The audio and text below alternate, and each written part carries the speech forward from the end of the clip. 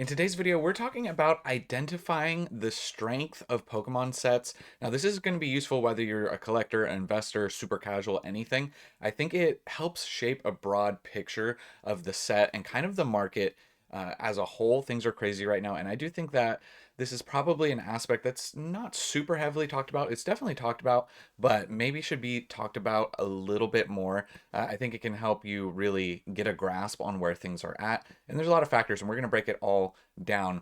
And it's a little bit in relationship to, there's one last booster box on Pokemon Center, which is Temporal Forces. And, if you're looking at this, you go, oh, well, is Temporal Forces a good booster box? Do I want to pick one up? Collector or investor, right? So then I kind of got comparatively, I like to compare things. So comparing all the sets, and I go, what's the value of Temporal Forces? And we're going to go through all of Scarlet and Violet, and we're going to talk about some Sword and Shield. And it kind of is very interesting when you start to look at it in this perspective, right? So this is Pokedata. I'm not affiliated with Pokedata in any way, shape, or form. I just found that it was a great tool for when you click on a set, you can see the current total value of the entire set. And then, it's a great visualizer too, because they do have the cards ranked from most expensive to least expensive. So I did think that that was kind of cool. So starting off with and also this is great information if you're looking to get a master set. This is roughly market value of what you would pay, $418 to master set Obsidian Flames. That is the value of the entire set. Now the booster boxes are starting to get expensive. So when you compare, booster box to entire set value, that's maybe more of a collector thing. Obviously, when you're investing, the singles don't really tend to matter quite as much, but I do think it is relevant. There's like an ebb and flow because as supply goes down, there has to be demand for the box, right? But we've seen boxes in the past, older boxes. People still want to have them in their collection, sealed boxes, or to open them. And the set doesn't necessarily have to be good. Look at one that is talked about a lot is Sword and Shield base. I don't think that's a very good set, but the boxes are very expensive. So something to keep in mind. So you got Obsidian Flames, you got your Charizard, your Ninetales, and a nice Gloom, and it kind of falls off. There's some nice illustration rares in here, no doubt, right? But total set value $418, right? So you could probably guess what the most expensive Scarlet and Violet set is currently, but you might not have known that Obsidian was the cheapest, right? Then you have Stellar Crown coming in at the second cheapest set. Some great cards in this set too. You got your Squirtle and your Bulbasaur here. $573 of total value right here for the whole set, right? You got your Terapagos still barely holding on to that number one spot, just barely above the Squirtle. The Dash one's a nice card, but it kind of starts to fall off. Once again, all of these sets, you go down, nice illustration rares, right? So there's nice cards in every set, but when you kind of start to look at the value of the set, $573, right? So it kind of starts to put things in perspective. Then we go SV base, which is a set I like a lot. We start to bump up a little bit, 732, and this is with, keep in mind we had a big increase from the Slowpoke, we had a big increase from the Drowsy, albeit they've cooled off the Drowsies down. They got Drowsy market at 56 here. Great artworks from the era, as you go through this set. But this is what the current value is, right? $732 for the entire SV base. So already a pretty big jump, and there are other things to take into account, right? You got to know like set size. Okay, set size is gonna, the more cards, right? So it's not it's not like I said, there's a factors to take in. It's not like a one-to-one comparison when it comes to this stuff, but so everything has an ebb and flow. Also release dates. Release dates play a factor. Okay, so it's there's a lot to consider, and we'll kind of break it all down towards the end. But I just think it's worth noting just a few little things, right? Release dates and set sizes, right? So I mean, you can see the total number of cards right here, right? 444. We'll go over here, 406, 300, 444, right? So number of secrets too. Then we have Shrouded Fable. So currently Shrouded Fable being above SV base. Shrouded Fable current value just barely $754. You can see a much smaller set, 119 cards versus there's 300 total. Um, so and that's kind of like the commons, the reverses, and everything, right? So Shrouded Fable, you can see you got your Persian. I mean, we don't need to go too in depth about the set, but would you have guessed that Shrouded Fable was the fourth up from the bottom?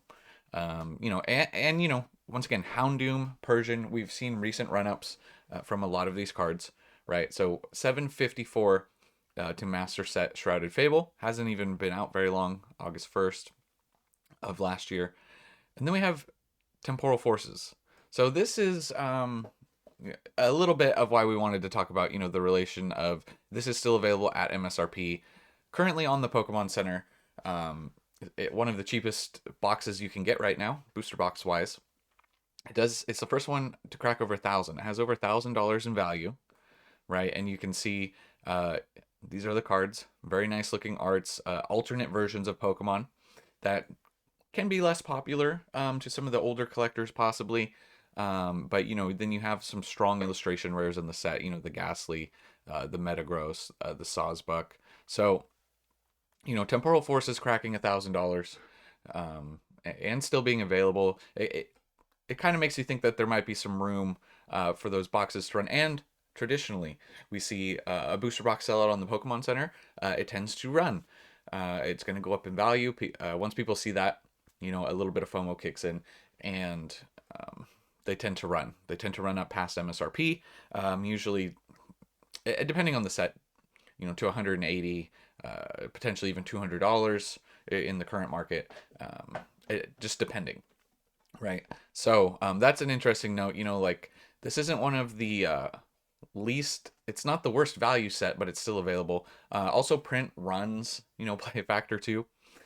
So you right there's a lot of things, right?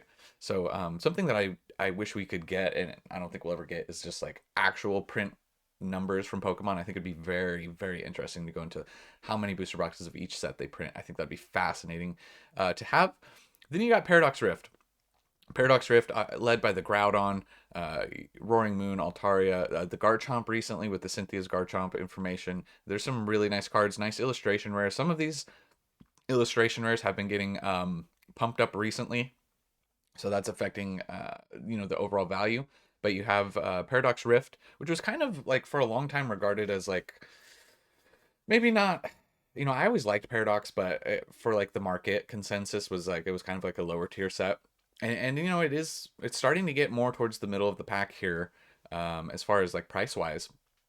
But 1160 is what you're seeing for the current master set. You have one card over $100, just barely, the Groudon. So when it comes to the sealed investing side too, like I said, that doesn't necessarily mean that the set has to be strong, but if you're looking for a box or a set, that will move easily, a little bit more liquid, right?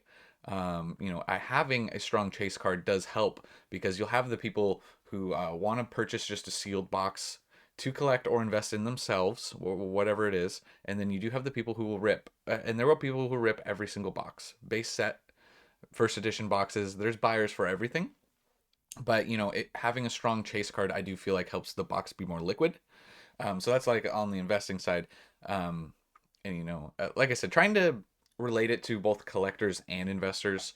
I do think I think it's all relevant information, right? So, but we just kind of look at it, the collecting lens and the investing lens. I think are different, and there is some overlap in the middle for some of that stuff. So we got Paradox at 1160, and then we get a little bit of a jump up with Twilight Masquerade. Now, what you'll notice with Twilight Masquerade, albeit it's not too crazy far ahead of Paradox Rift, really, right? A few $100s. And you're mainly seeing that with the chase card. But look at the chase card though, 405 on the Greninja. A very iconic art of the era. And then, after that, your Eevee, you got Chansey. There's some nice illustration rares as well. in the set. But $1,300 in value from Twilight Masquerade, um, 59 secret rares. I mean, it is interesting too just to see like the amount of secrets per set and everything, because we don't always talk about all of that. It's like some very fine information. So as I'm scrolling through, even if I'm not touching on these, just make sure you can pause and check these out. So 1,300 on Twilight Masquerade. Then we go to Paldea Evolved, which Paldea Evolved, a lot of people love Paldea Evolved. Highly regarded as potentially one of the best sets of the era, depending on your take, right? And look at how close we are in value between Twilight Masquerade and Paldea Evolved. And the big difference here between these two sets, here 1390 here, is Paldea, albeit it does have a chase card at 276, right? The Magikarp. It's nowhere near the Greninja pricing. So you kind of look at this set, and once again, this is another set that has had some illustration run ups, um, pumps, however you want to call them. Some, I feel like some definitely some buyouts, a little bit of artificial inflation on some of these prices. Some of them we're starting to see come down, but when you look at it as a whole, you go, okay, maybe Paldea Evolved. It's a little bit better of a set overall, just because it has a little bit more strength than some of the other cards, right?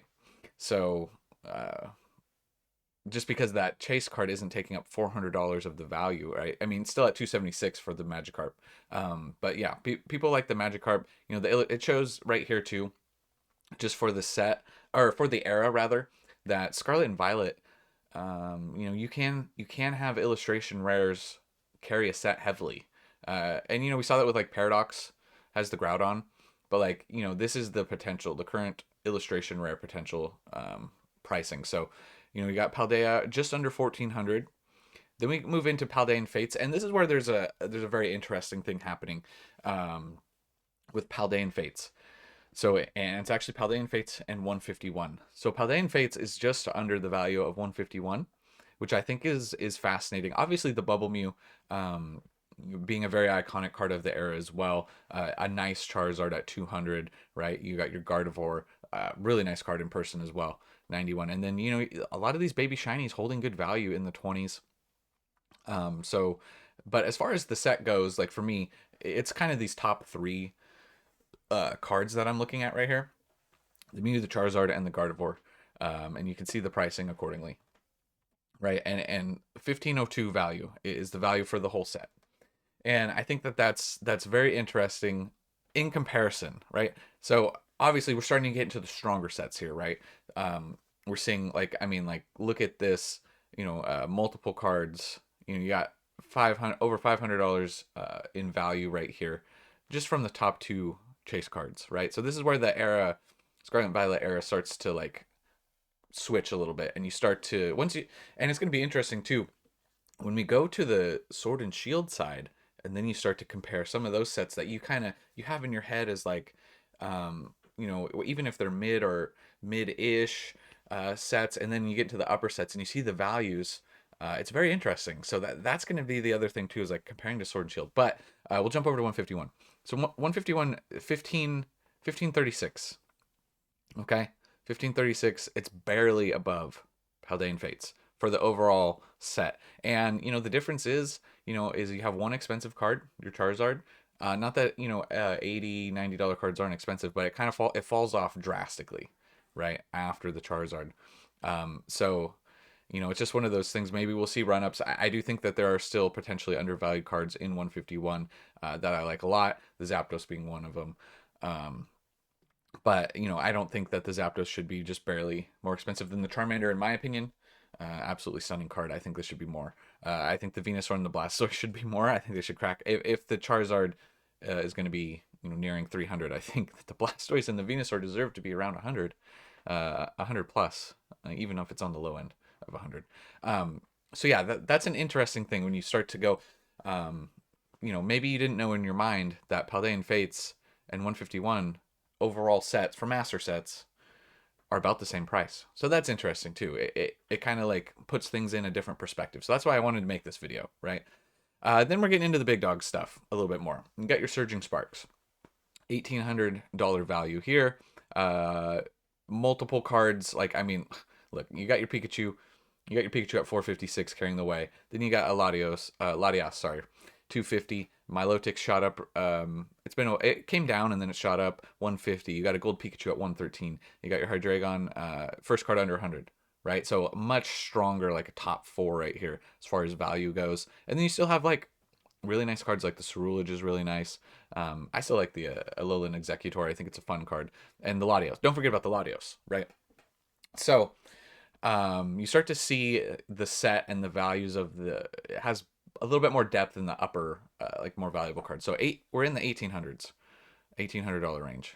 And then you go to the top dog, and this is where the crazy jump is, like because Prismatic is such a big set, but it has so much weight being carried already right here, 1600 raw from the Umbreon, but total value, real quick, we shouldn't talk about this.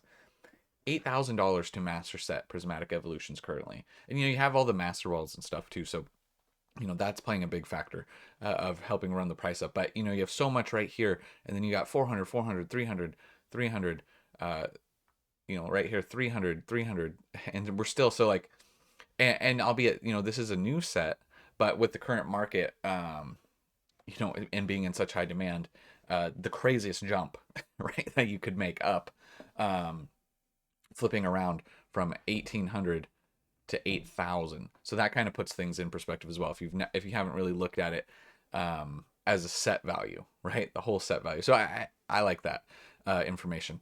Then you go over to the Sword and Shield side, something that's very interesting as well. And Silver Tempest. It's not like my top tier of. I like Silver Tempest, right? But it's kind of like more of a mid-ish tier set, and you can see where you're only at 939 value on this set as a whole, right? And then you have your obviously amazing chase card's been going up in value a lot recently. Your Lugia, really solid second card in your Rayquaza, and then it kind of starts to fall off a little bit, right? I do like the Blaziken cards as well, and even Unknown actually. I do like this card. Only $20 for an alternate art there. So definitely, I feel like maybe some room here on the Unknown, but maybe not popular enough to draw enough attention. So yeah, then you got Silver Tempest, like, and like those, where are those boxes at price wise? That's where you have to start to play that game of if you're looking at booster boxes, right?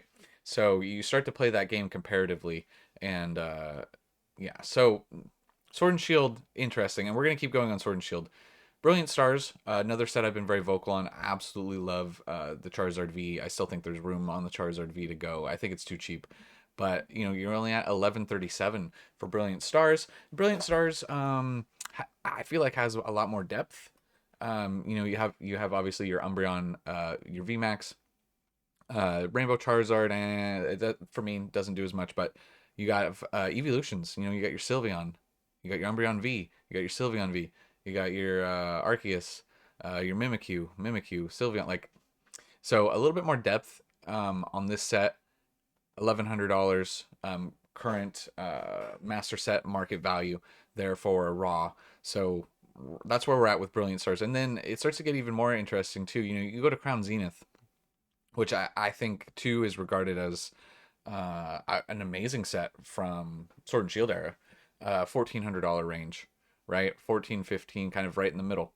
And this one looks super solid. Obviously, you got your gold cards and your Mewtwo holding good value with the Giratina leading the way. And this is like, as far as like art wise, this set is just ridiculous. You got Evolutions, Deoxys, the legendary dog trio, even like Darkrai, amazing art. This is a really nice set, and not a booster box set, right? So keep in mind, the specialty sets are different. Your 151 as well, so it's not just booster box, right? Obviously, we have specialty sets thrown in here as well. So Crown Zenith being $500 more expensive than Silver Tempest. And then after that, you start to think, what are more of the big dog sets, right? And in my mind, you have it's Evolving Skies, and then it's Fusion Strike Lost Origin, second tier, like right after Evolving. And you look at Lost Origin, which is a set that I'm extremely vocal about. I like Lost Origin a lot. 1400 current value, 1428, right? Where this is, I did this wrong looking back at it. Uh, Crown Zenith is above. Crown Zenith has more value than Lost Origin, right? However, but you start to look at Lost Origin, and it doesn't quite have the depth that you want, but it does have a lot of cards. And obviously the Giratina pulling the weight, having half of the value of the entire set. Right here in one card, the Giratina. The Aerodactyl is a really nice card, and I do like the Pikachu here, the V and the V Max. I like the art of the V a lot more. But you know, if you're talking Pokemon, you know, it's a deep Pikachu set. There's Gengar, there's Charizard. So it has a lot of set value, but like these lower trainer gallery cards just aren't really worth a lot. And I don't know if that how much that will change over time. But so you know, you got your Lost Origin at 14, and where were we back here? Like Paldea. Paldea evolved about the same price ish. And then you look at where Lost Origin booster boxes are at, right? So it's kind of wild to think about that those are close. And Crown Zenith edged it out. Sorry, I put that in the wrong order, but just barely, right? So, like I said, you know, like Crown Zenith is up there, but as far as like investability and stuff goes, it's not in my top three. And then we'll finish it off here, obviously, with the Fusion Strike. So you know, this is where I think people would make the argument for Fusion Strike, and I would probably, even though I like LO more still, you know, investment wise, I think I would have to give it up. Of like, I mean, look at Fusion, 1700 value, and then you start to go down. You got this pretty much same value chase card, but then you have just better higher tiered cards, right? You got Espeon, you got the Mew V Max, the Mew V, Celebi. And then you know for this set it does kind of fall off in my opinion. Like you know I like the Inteleon and Genesec's okay for me, but like it's kind of just these top like 1, 2, 3, 4, 5. So like better chases. So, anyways, 1700 that, and then we're gonna end it off here. And this has been talked about, but the most interesting part of it all is you know we're at just under 6,000 for Evolving Skies, right? And look where you know the Umbreon, you know, being in a similar position, 1700, but so much more depth on this set, and you know just 800. So this is like obviously this is the extreme opposite side where it's like, well, yeah, obviously you can identify this as the best set, right? Especially now in hindsight, because this wasn't always the case. But you start to look at the cards and you go, okay, well, yeah, this is top tier for a reason. But it still doesn't really even you know kind of compete with sorry, these aren't names, so it's hard to get back to it. Value wise, it doesn't really compete. It's not really even in the conversation of Prismatic. So I think that that's something that's kind of fascinating as well. So I hope this video was helpful. I feel like it's probably not going to do very well view wise, but it is. I think it's fun to talk about in a little interesting perspective. So hopefully it was helpful to you guys. You know, a helpful tool. I'm sure there's other maybe apps or websites out there that can help you identify set value like that. But I just found that Pokédata was the easiest one I found, where you can just go on there. You don't even have to be signed in, have an account or anything. You just click the sets. You don't even have to search for it. They have all the sets like broken down. So yeah, I just thought that those are interesting perspectives to talk about. It's not like it doesn't get talked about, but maybe should be talked about more. So I think that's a fun little thing. Let me know what your guys' thoughts are, because like I like to put it in perspective. Like when you start to like you zoom out, right? You zoom out and you look at everything as a whole, especially the two eras like SV to Sword and Shield. You start to look at things. It's very interesting. Like set wise, there's a lot of SV stuff right now, master set, that's like doing really well compared to Sword and Shield. So that's really interesting. But that's all I have for this one, guys. I'll catch you in the next one. And remember, it was never a phase.